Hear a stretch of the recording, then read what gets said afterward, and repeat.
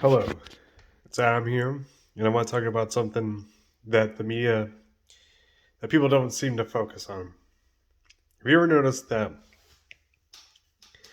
a lot of the villains are disabled?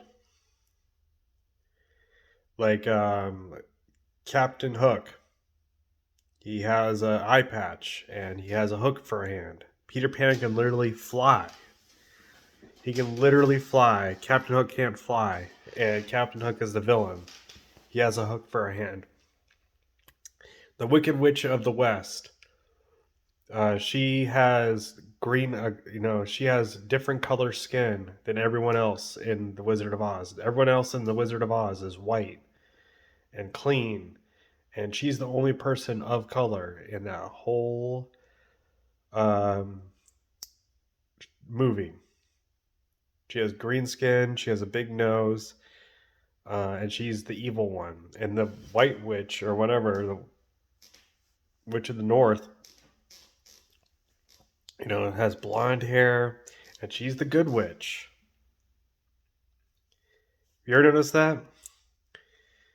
Um, Darth Vader literally has to breathe, has a breathing apparatus. He can't breathe without his suit on. He can't live without his suit on. He's the villain. Darth Sidious has scars all over his face. Let's go on to other things. Lex Luthor, he's bald. He's he suffers from narcissism personality disorder. What about another villain, Scarface? He literally has a scar for his face. Okay, who's other villains? Every Batman villain has a mental illness. The Joker, Two Face literally has dissociative disorder or whatever. It used to be called multi personality disorder, but not anymore.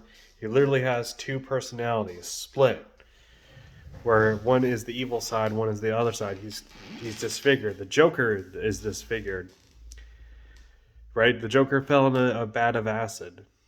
Um, what about It's a Wonderful Life? The villain in that is literally in a wheelchair. Literally in a wheelchair. Have you noticed that? So, everybody that have you ever noticed that the disabled people in movies are all they're portrayed as villains?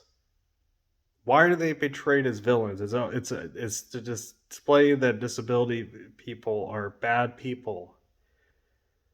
You notice that? And as someone who's been diagnosed with high functioning autism and who's been discriminated against because of that, like I'll tell you, there was a job I was at.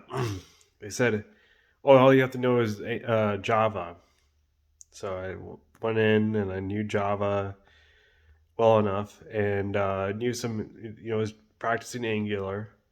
And all of a sudden, when there's something where I said, "Hey, I have Asperger's or autism or whatever," and then right after that, they're like, "Oh, well, now you have to know Angular." And I tried to learn Angular as fast as I could, but I couldn't, and they let me go. And it's because of this. I think it's because of this. The way people with disabilities are portrayed in the media, and people just don't care about them. People with mental disabilities or learning disabilities. I mean, people just don't don't seem to care, and I've just noticed that in the media. I think people with disabilities should be portrayed in a positive light, not just negatively, or that they need help, or that they can't do anything for themselves. I think that people with disabilities need to be portrayed positively. Why not have Peter Pan have a hook for his hand too? Why not, have one of the superheroes, have the same disabilities as the supervillains? So how come Batman isn't crazy? Or maybe he is. Maybe he is crazy because vigilanteism is kind of crazy. So in a way, Bruce Wayne is kind of insane because he literally has billions of dollars, and he goes and fights crime in the streets instead of giving money to poverty or whatever. But that's besides the point. What I'm saying is, like, we need to show more people with disabilities, mental and other disabilities, in a positive light, because people with disabilities and mental illnesses are not the ones that are attacking people statistically. They're the ones that are being attacked. So we need to show them in a positive light, and I think Hollywood should address this issue.